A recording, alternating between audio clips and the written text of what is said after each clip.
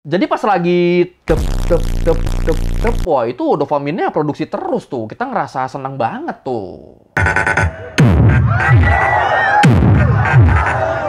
Wah di situ pride teknisi naik tuh. Kerjaannya jadi seni kan. Udah lama banget ya kita nggak bahas perjametan duniawi. Ini saking lamanya sampai lupa gue. Episode jametologi terakhir tuh kita bahas apa ya? Ya kalau kita ngomongin jamet, kalau kita ngomongin subkultur unik di masyarakat, belakangan itu kan kita kan lagi dihebohin sama fenomena sound horeg di Jawa Timur ya. Gue sampai sempet nemu tuh postingan jadwal sound horeg gitu. Bulan Agustus di sini itu lengkap tuh jadwalnya tuh. Udah kayak jadwal manggung artis, jir. Cuma kali ini gue nggak mau bahas sound horeg nih. Gue mau bahas fenomena yang bisa dibilang 11-12 lah. Bukan di Jawa Timur, tapi di Brazil. Gue mau bahas fenomena Paredão de Som, atau singkatnya Paredão. Iya, ternyata fenomena sound horeg tuh nggak cuma ada di kita loh. Dan ini parahan mana ya? Sound horeg yang Brazil apa yang kita nih? Dan kenapa ya banyak orang yang suka sama musik yang bassnya kenceng-kenceng gitu? Terus kok bisa ya fenomena kayak gini jadi menjamur di banyak tempat sampai jadi subkultur yang unik lagi kan? Ya udah kalau gitu, ayo langsung kita bahas Paredão, subkultur sound horeg dari Brazil. Sekaligus nanti kita compare nih sama sound horeg di kita nih. Di Learning by Googling. Oke, sebelum kita bahas perbandingannya sama sound horeg dan alasan kenapa banyak orang yang ngedengerin musik-musik yang ngebass banget gini, ini enaknya kita kenalan dulu nih sama Paredão, sama subkultur sound horegnya Brazil. Ya, kan tadi gue udah bilang ya kalau kata Paredão tuh berasal dari frasa Paredão de Som, yang kalau diterjemahin secara harfiah tuh itu artinya dinding suara, wall of sound. Nah, istilah dinding suara ini, istilah wall of sound ini tuh merujuk ke bentuk dari sound systemnya. Yang jumlahnya banyak dan disusun sedemikian rupa sampai menyerupai bentuk tembok raksasa. Dan ya sebenarnya ini tuh mirip-mirip kayak penamaan sound horeg di kita juga nih. Iya kan kalau sound horeg tuh kata horegnya tuh kan kalau di bahasa Jawa tuh kan artinya bergoyang ya atau berguncang. Nah jadi sound horeg kalau diartiin tuh ya artinya suara yang bisa bikin kita terguncang. Jadi kalau Paredão dia tuh ngedeskripsiin visualnya seolah ada dinding suara, kalau sound horeg dia tuh ngedeskripsiin sensasinya. Jadi goyang. Jadi berguncang.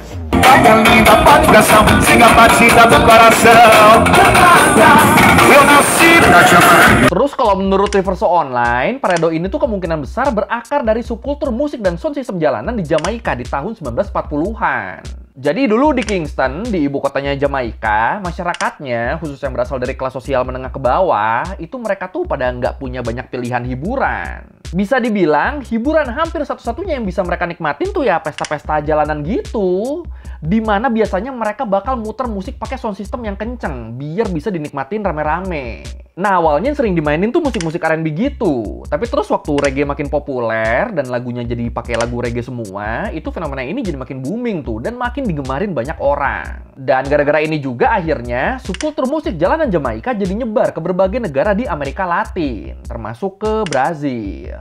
Nah, sama kayak di Jamaika, musik jalanan yang pakai sound system gini juga tuh jadi alternatif hiburannya anak-anak muda di Brazil nih. Khususnya mereka yang berasal dari kelas pekerja di pinggiran kota. Awalnya mereka tuh cuma pakai sound system di mobil pribadi mereka aja. Jadi kayak pada pengen dugem murah bareng temen tongkrongan. Akhirnya mereka buka mobil, setel musik pakai sound system mobil. Dan udah deh, pada party low budget udah. Tapi ya namanya anak muda, jiwa kompetitifnya pada tinggi kan. Yang ngebikin mereka akhirnya berlomba-lomba ngemodif mobilnya biar soundnya makin kenceng. Apalagi waktu tongkrongannya makin gede, jelas mereka butuh sound yang lebih gede juga dong. Biar semuanya bisa nikmatin musiknya. Biar yang di belakang-belakang tuh tetap bisa joget. Akhirnya ya udah, dari yang awalnya cuma sound system di mobil sedan doang, jadi mulai pakai sound system yang lebih gede dan lebih banyak. Sampai akhirnya di satu titik mereka mikir, kayaknya mantap juga nih kalau bawa mobil trailer yang isinya sound system doang, sound system yang banyak banget. Lah, mantep nih. Bisa gak ya? Ica kali. Dan akhirnya dari situ Paredão de Som mulai jadi hiburan jalanan masyarakat Brazil. Tiap mobil Paredão dateng, tiap mobil full sound system dateng, langsung tuh masyarakat pada joget semua tuh. Oh iya, kalau yang di Jamaika tuh kan tadi kan musik-musik yang diputar tuh kan genrenya tuh kan lebih ke R&B sama reggae ya. Nah kalau yang di Brazil, musik yang diputar tuh biasanya tuh genrenya tuh lebih ke funk carioca, techno brega, sama foro electronico. Pokoknya musik-musik yang punya satu kesamaan. Dentuman bass yang dominan dan berulang. eu vou descer com a boiada, beber e amar. Nah ini mungkin sampai sini banyak dari lu yang mikir, ini kenapa ya subkultur musik jalanan dengan sound menggelegar kayak gini kok bisa populer banget ya? Dari yang awalnya di Jamaika kan tadi kan, terus nyebar ke berbagai negara Amerika Latin termasuk Brazil. Terus di kita ada sound horeg, dan setahu gua di India juga tuh ada kan? Hiburan rakyat yang pakai sound system yang menggelegar kayak gini juga tuh ada kan? Nah, ini kok orang-orang pada doyan sih? Nah, kalau menurut Felipe Maia, etnomusikologis dari Brazil yang neliti fenomena subkultur ini, dia bilang, Paredão bisa sepopuler ini, bisa banyak yang suka gini, soalnya ini tuh bukan sekedar pertunjukan musik aja buat masyarakat. Lebih dari itu, Paredão tuh punya makna yang lebih dalam, makna soal kebanggaan dan interaksi sosial. Jadi udah sampai masalah pride ini. Iya, jadi masih menurut Felipe Maia, yang namanya menciptakan dinding raksasa yang terdiri dari speaker, Twitter, sampai subwoofer, itu tuh nggak segampang itu. Nggak bisa tuh asal tumpuk sembarangan doang tuh nggak bisa. Mau lu punya duit banyak buat beli sound system paling canggih juga, kalau nggak dibarengin sama skill buat nyusun sound system ya nggak akan bisa. Musik yang dihasilkan nggak akan maksimal, hasilnya bakal kurang mantep. Makanya akhirnya teknisi sound system tuh jadi dipandang sebagai seniman. Soalnya buat menciptakan Paredão yang indah, mereka tuh bakal melakukan proses alinhamento, proses penyelarasan yang detail. Wah, di situ pride teknisi naik tuh. Kerjaannya jadi seni kan. Terus orang yang nikmatinnya jadi penikmat seni berarti. Akhirnya bangganya dapet, interaksi sosialnya juga dapet. Oh, ini toh yang dirasain Thomas Alva Edison tuh ini toh. Tapi emang serumit apa sih nyusun sound systemnya? Nah ini karena lumayan teknis nih, gue coba jelasin secara sederhana deh ya. Jadi simpelnya banget, yang namanya suara tuh kan dia tuh gelombang ya. Nah ketika speaker, subwoofer segala macam ditumbuk-tumbuk gitu kan, itu kan berarti kan suaranya kan akan saling tabrakan ya. Nah ketika ada dua gelombang bertemu dan bertabrakan, itu hasilnya tuh antara dua tuh. Antara gelombangnya jadi makin kuat atau justru saling melemahkan. Tergantung di bagian mana gelombangnya saling berinteraksi. Dan disitulah tugas si teknisi, disitulah tugas si seniman. Jadi buat ngebikin sound Paredão yang mantep, seorang teknisi tuh nggak cuma ngedengerin pakai kupingnya doang. Dia juga pakai seperangkat alat yang dipakai buat nge-track gelombang suara tadi. Dan inilah yang disebut proses alinhamento tadi, proses penyelarasan tadi. Jadi di proses alinhamento ini, si teknisi tuh bakal ngatur timing gelombang-gelombang suaranya biar jadi makin kuat dan powerful. Nah, hasil alinhamento yang rumit inilah yang ngebikin seorang teknisi sound system jadi dihargain.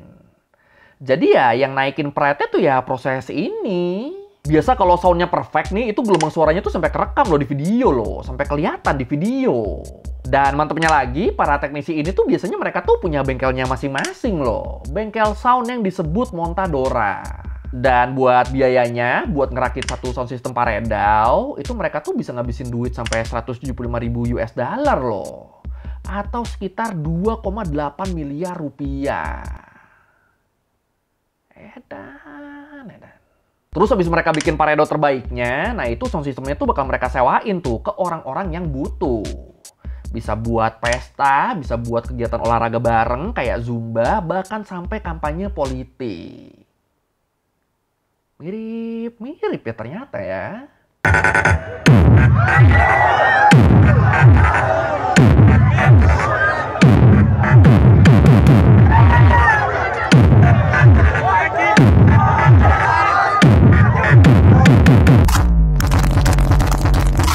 Nah kalau ini di sound horeg di Indonesia nih, kelihatan juga ya gelombangnya ya, kerekam gitu ya. Nah ini kalau menurut lu parahan yang mana nih? Yang di Indonesia apa yang di Brazil?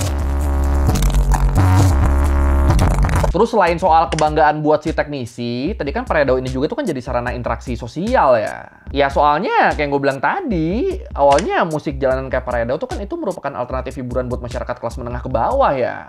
Khususnya di pinggiran kota di Brazil yang opsi rekreasinya tuh nggak banyak. Jadi akhirnya dengan adanya Paredão ini jadi kayak semacam ajang bersosialisasi gitulah antar masyarakat. Nongkrong, bingung mau ngapain, ya udah kita setel musik aja, kita joget bareng aja udah. Dan nggak cuma hiburan, Paredão juga tuh jadi kayak semacam ajang pembuktian gitu. Nggak cuma buat teknisinya, tapi juga buat si penyewa sound systemnya.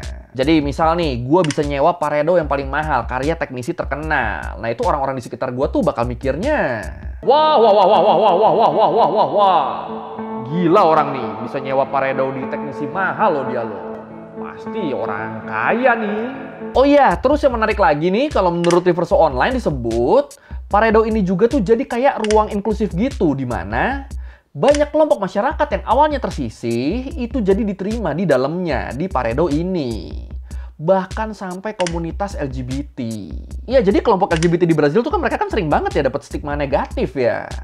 Tapi terus mereka bisa ngerasa aman, diterima, bahkan dilindungi ketika ada di lingkungan Paredão. Dan sebenarnya Paredão-nya juga kan sering dapat stigma negatif dari kelompok elit kan. Dianggapnya norak lah, sarang kriminal lah. Ya pokoknya stigma yang jelek-jelek lah pokoknya. Nah kalau menurut orang-orang yang nikmatin Paredão, stigma negatif ini tuh merupakan cara kelompok elit buat ngebatasin ekspresi budaya mereka.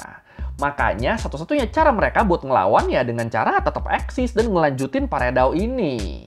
Tapi ini responnya mirip-mirip di sini sih. Di sini juga kan ada yang bilang yang ngecam Sonhorek tuh kan cuma orang-orang yang ngerasa SDM tinggi di Jakarta kan.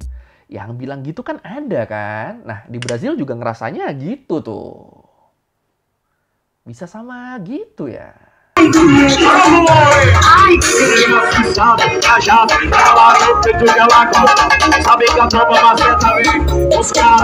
Nah, kalau kita ngomongin Paredão dan ngelihat fenomena Sonhorek, gue tuh jadi penasaran. Kenapa ya banyak orang yang suka banget sama musik-musik ngebass gini tuh? Kenapa ya? Ya walaupun mungkin lu nggak suka sama Sonhorek, tapi pasti banyak dari lu yang suka ngedengerin musik-musik dengan sensasi bass yang nendang. Kayak musik EDM, techno, atau hip hop misalnya, itu kan karakter bassnya kan nonjol banget kan. Nah ini ternyata ada alasannya nih. Alasan kenapa kita suka sama musik-musik yang begitu. Apa tuh alasannya? Jadi kalau menurut Robert Alexander, komposer dan mantan ilmuwan NASA, dia bilang, seenggaknya ada 3 alasan kenapa kita suka banget sama musik yang ngebass. Alasan pertama, soalnya salah satu pengalaman indera kita ketika kita masih di dalam kandungan adalah ngedengerin dan ngerasain detak jantung ibu kita. Ya, detak jantung ibu tuh kan ritme bass yang konsisten dan ngasih ketenangan buat janin kan. Nah, karena itulah makanya secara naluri kita tuh cenderung nyaman sama suara ngebass yang beatnya tuh konsisten. Cir, dalam banget ya. Terus alasan yang kedua juga nih masih ada kaitannya sama sensasi indera nih. Jadi disebut yang namanya getaran bass tuh itu nggak cuma bisa didengerin, tapi juga bisa dirasain sama sekujur tubuh kita. Nah, ketika kita ngerasain getaran bass yang nendang, itu otak kita tuh bakal ngasilin dopamin yang ngebikin kita ketagihan tuh. Jadi pas lagi wah itu dopaminnya produksi terus tuh. Kita ngerasa senang banget tuh. Dan alasan yang ketiga, karena komposer musik tuh tahu kalau kita tuh bisa ketagihan waktu ngedengerin suara yang ngebass. Makanya dieksploitasi tuh sama mereka tuh. Jadi biar sensasinya makin kuat, mereka tuh bakal bikin musiknya tuh naik pelan-pelan gitu. Naik, naik, naik sampai di titik yang cukup tinggi. Terus mereka bakal ngasih jeda sesaat dan boom, boom, boom. Langsung kita dibawa jatuh ke getaran bass yang nikmat. Atau istilahnya tuh drop. Jadi karena kita sebelumnya dibawa naik, terus dikasih jeda bentar, terus akhirnya dijatuhin, nah itu proses itu tuh ngerangsang dopamin tuh. Jadi seneng kita, jadi seru, jadi kayak, wah asik nih, jadi gitu. Dan itulah alasan kenapa genre musik-musik elektronik tuh bisa bikin candu.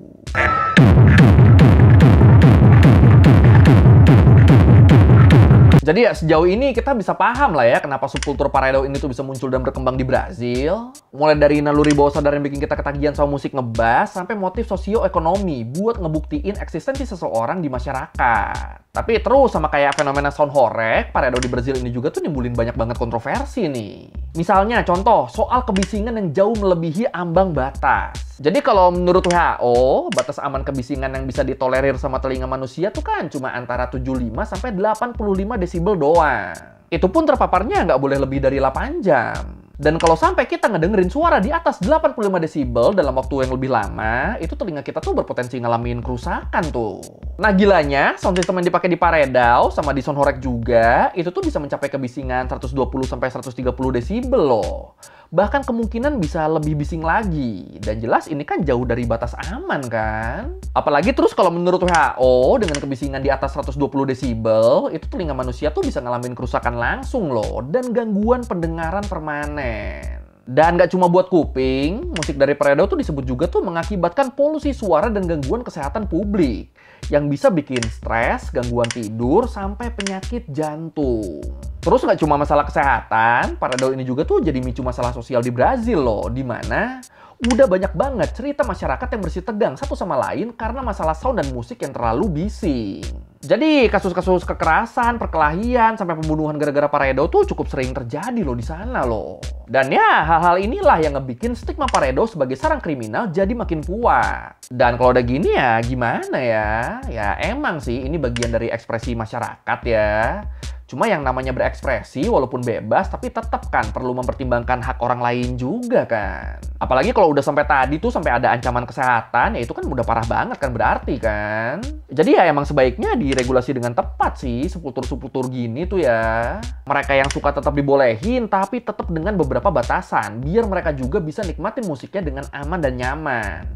Plus nggak mengganggu orang lain. Tapi kalau menurut lu gimana nih? Apakah Paredão ini bisa kita samain sama sound horeg? Atau dua fenomena subkultur ini tuh tetap beda?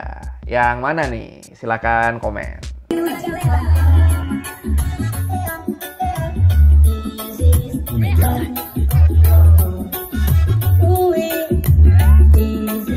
Oke, sekian Learning Mingguin kali ini tentang Paredão, subkultur sound horegnya Brazil. Dan ya, edan juga sih ini sih kencengnya sih. Ada. Ya, kalau merevisi kayak gue udah salah, atau lo mau nanya, atau bagian video, bisa tulis di komen, kita diskusi biasa. Sekali lagi, thank you dan jangan lupa like, comment, subscribe. Bye.